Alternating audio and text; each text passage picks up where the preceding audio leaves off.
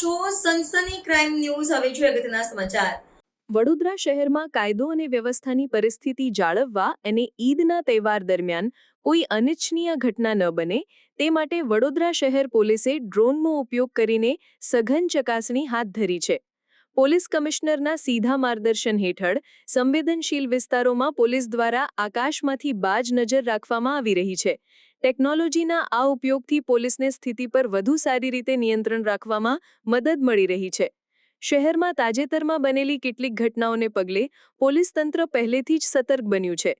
ખાસ કરીને ઈદ અને ગણેશ વિસર્જન જેવા મોટા તહેવારો એકસાથે આવતા હોવાથી સુરક્ષા વ્યવસ્થા વધુ ચુસ્ત કરવામાં આવી છે।